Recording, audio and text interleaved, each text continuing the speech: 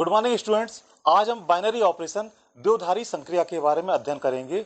हम पहले भी इसके बारे में अध्ययन कर चुके हैं। आज हम फिर से इसका रिवीजन करेंगे और कुछ न्यूमेरिकल क्वेश्चन के साथ इसकी प्रैक्टिस करेंगे। तो हम सबसे पहले देखते हैं कि द्विधारी संक्रिया बाइनरी ऑपरेशन किसे कहते हैं। हमने एक समुच्चय ए लेकर चलते हैं, उसमें एक ऑपरेशन संक्रिया यूज कर रहे हैं स्टार, और इसके एक या दो अवयवों के बीच में हमने एक संक्रिया का उपयोग किया और हमको जो नया अवयव प्राप्त होता है, यदि वह अवयव ए का अवयव हो तो वह संक्रिया द्विधारी संक्रिया होगी। तो हमने यहां पर समुच्चय आर, आर समुच्चय क्या कहलाता है? वास्तविक संख्या,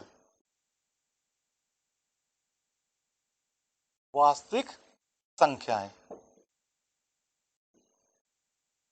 ठीक है, अब हमने दो अवयव आर के लेके चले। इसका मतलब क्या होता है कि ए और बी वास्तविक संख्याएं हैं। हमने संक्रिया यूज करी, संक्रिया ने ऑपरेशन, संक्रिया कौन सी यूज करें? प्लस।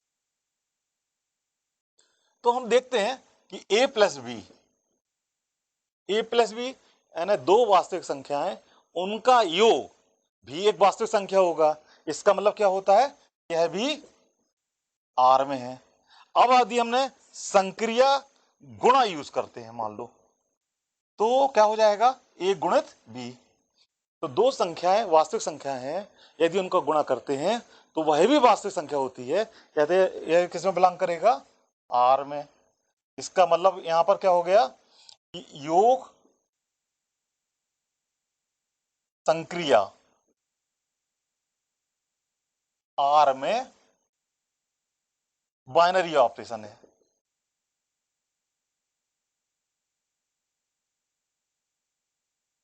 इसी प्रकार गुणा के लिए भी गुणन ही बाइनरी ऑपरेशन है। अब हम देखते हैं माइनस, अगली संख्या यूज करते हैं माइनस। तो दो वास्तविक संख्याओं को घटाने पर भी वास्तविक संख्या आता है। यह है माइनस जो है ऋण संख्या, ऋण घटाना भी द्विधारी संक्रिया है।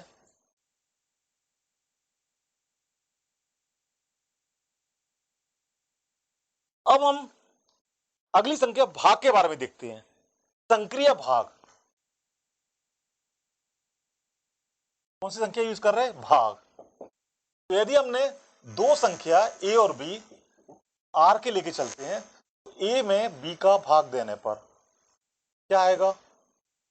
ये वास्तविक संख्या होगी, लेकिन यदि बी जीरो है, कितना हो जाएगा? ए बटे जीरो। कितना हो जाएगा? इन्फिनिटी। और ये इन्फिनिटी जो होता है वो वास्तविक संख्या नहीं है। तो वास्तविक संख्या में यदि जीरो अवयव भी है शामिल, तो भाग संक्रिया जो है द्विधारी संक्रिया नहीं होगी। और यदि हम ऐसी वास्तविक संख्या लेके चलें जिसमें जीरो ना शामिल हो, तो वह भाग के सापेक्ष भी द्विधारी संक्रिया होगी। तो दोनों केस ध्यान रखना, यहाँ पर यह जो जीरो है वो एक अपवादक के रूप में यूज हो रहा है। अब हम अगला क्वेश्चन लेके चलते हैं। यहां पर हमने समुच्चय एन लेके चल रहे हैं। एन क्या कहलाता है? प्राकृतिक संख्या का समुच्चय, प्राकृतिक संख्या का समुच्चय। तो हम देखते हैं कि दो संख्याएं प्राकृतिक लेके चल रहे हैं, तो क्या होगा? दोनों का योग भी प्राकृतिक संख्या होगा। यानी योग जो है एन में बाइनरी है।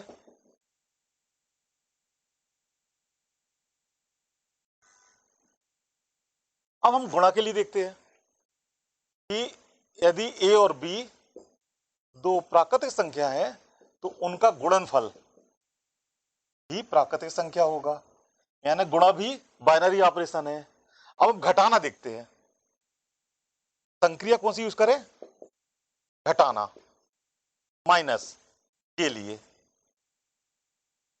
अब हम इसके लिए चेक करेंगे कि ए और बी यदि प्राकृतिक संख्या है तो यदि हम a माइनस बी लेते हैं तो a माइनस बी वह जरूरी नहीं है प्राकृतिक संख्या है। इसका उदाहरण देखेंगे, यदि हमने 3 में से 5 को घटाया, 3 और 5 दो प्राकृतिक संख्या है, 3 में से 5 को घटाया कितना आया, -2। यह प्राकृतिक संख्या नहीं है। इसका मतलब जो ऋण का जो संक्रिया है वो प्राकृतिक संख्या के समुच्चय के लिए द्विधारी संक्रिया नहीं है। इसी प्रकार हम संक्रिय भाग यूज करें तो 3 में 5 का भाग दे दिया तो यह प्राकृतिक संख्या नहीं है। तो इसलिए भाग भी जो है प्राकृतिक संख्याओं के लिए द्विधारी संक्रिया नहीं है। अब हम अगला क्वेश्चन देखते हैं।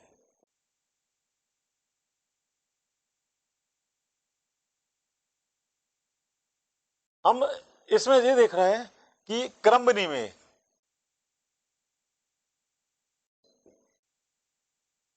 क्रम विनिमय का नियम क्या होता है। यहाँ परिभाषा लिखा है कि हमने दो संख्याओं के बीच में संक्रिया का उपयोग किया और संख्याओं में क्रम बदल दिया तो मान जो है बराबर होंगे। ठीक है, तो आप इसमें एक उदाहरण लिखा है, उदाहरण देखेंगे कि प्लस और गुणा क्रम विनिमय का नियम पालन करते हैं लेकिन ऋण नहीं करता। इसका उदाहरण क्या है कि यदि हमने 3 और 5 दो वास्तविक संख्या लेके चल रहे हैं और अगर हम 3 में से 5 को घटा दें और 5 में से 3 को घटा दें, ये दोनों बराबर नहीं है। इसका मतलब यह क्रम विनिमय का नियम लागू नहीं करता। इसी प्रकार भाग, 3 में 5 का भाग दे दें और 5 में 3 का भाग दे दें, यह भी बराबर नहीं है। तो ऋण का चिन्ह और भाग का चिन्ह क्रम विनिमय का नियम नहीं होते, यह इसमें हमने दिखा दिया। इसी प्रकार इस उदाहरण में देखेंगे, एक हम संक्रिया दर्शाई गई है a स्टार बी बराबर a प्लस 2b। यह भी क्रम विनिमय का नियम नहीं होता है, क्योंकि हम यहां देखते हैं अगला उदाहरण में a स्टार b बराबर a प्लस 2b और b स्टार a बराबर b प्लस 2a और ये संख्या बराबर नहीं है। तो यह भी क्रम विनिमय का नियम पालन नहीं करता। तो हमने ये दोनों एग्जाम्पल जो है सॉल्व करके दिखा दिए, इसको अच्छे से नोट्स बना ले। और अब हम अगले आर्टिकल पे आते हैं। अब हम आते हैं साहचर्य का नियम। साहचर्य का नियम क्या होता है। साहचर्य के नियम के लिए हमको a star b star c बराबर a star b star c, ये हमको दर्शाना है। यदि ये दोनों लेफ्ट हैंड साइड और राइट हैंड साइड बराबर हैं तो वो साहचर्य का नियम पालन करेंगे। तो हमने यहाँ पर जो उदाहरण लेके चल रहे हैं उसमें 3 संख्या लेके चल रहे हैं, 8, 5 और 3, ये वास्तविक संख्या है। और हम देखते हैं कि 8 माइनस 5 माइनस 3 किसके बराबर आ जाएगा।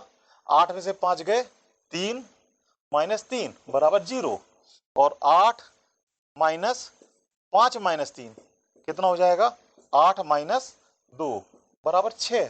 तो इसका मतलब ये है कि यह जो है बराबर नहीं है। 8 माइनस 5 माइनस 3 बराबर 8 माइनस 5 माइनस 3, ये बराबर नहीं है। यानी कि यह साहचर्य का ऋण चिन्ह जो है साहचर्य का नियम का पालन नहीं करता। इसी प्रकार भाग के लिए भी आप देखेंगे यह साहचर्य का नियम का पालन नहीं करता है। अब हम अगले क्वेश्चन पर आते हैं। तत्समक आइडेंटिटी।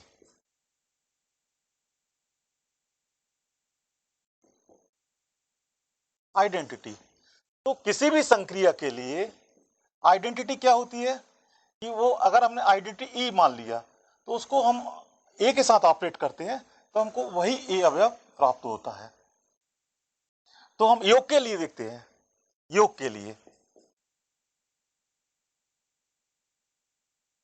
योग के लिए ए में कौन सी संख्या को जोड़ें तो हमको ए प्राप्त हो, तो यहां 0 आएगा। जीरो को हम ए में ऐड करते हैं तो हमको ए मिलता है, इसीलिए योग की तत्समक क्या हो जाएगा, योग के सापेक्ष तत्समक क्या होगा, जीरो। इसी प्रकार गुणा के लिए देखते हैं।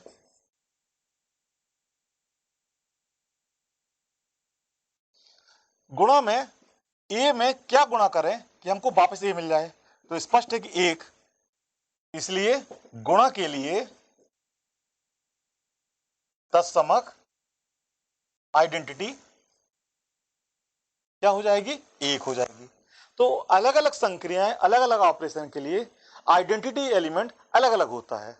तो इस तरह से आप जो भी ऑपरेशन यूज करेंगे उनके लिए आपको सबको चेक करना है। आगे हम इसके और भी क्वेश्चन कराएंगे। अब हम अगले आर्टिकल पर आते हैं, व्युत्क्रम। व्युत्क्रम क्या होता है कि व्युत्क्रमणीय, जैसे हम योग के लिए देखते हैं,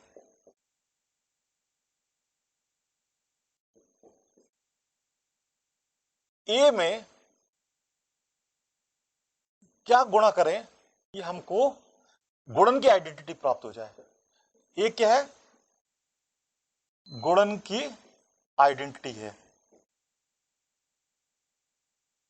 तो ए में हम क्या मल्टीप्लाई करें कि हमको एक प्राप्त हो, तो क्या हो जाएगा यहां पर 1/a। 1/a का मल्टीप्लाई करने से हमको एक प्राप्त होता है। इसका मतलब क्या हो जाएगा, ए का व्युत्क्रम हो जाएगा 1/a है। इसी प्रकार ये हमने यहां पर थोड़ा सा करेक्शन कर लीजिए, गुणन के लिए।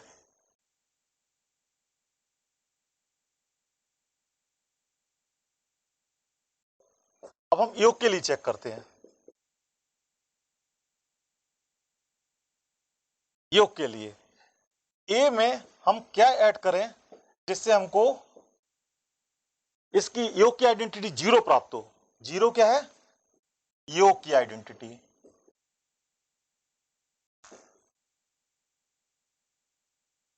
तो बताइए ए में क्या ऐड करेंगे जिससे जीरो प्राप्त होगा, -a। इसका मतलब क्या हो जाएगा कि ए का योग के सापेक्ष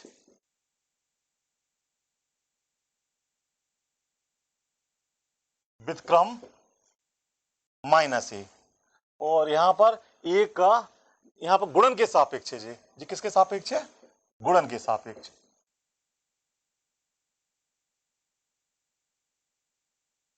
ठीक है, तो सभी बच्चे व्युत्क्रम कैसे निकालते हैं वो समझ गए होंगे। अब हम आपको होमवर्क में कुछ क्वेश्चंस दे रहे हैं, ये आपको बच्चों को सभी को करके आना है। ये प्रश्नावली 1.4 का प्रश्न नंबर 1 है।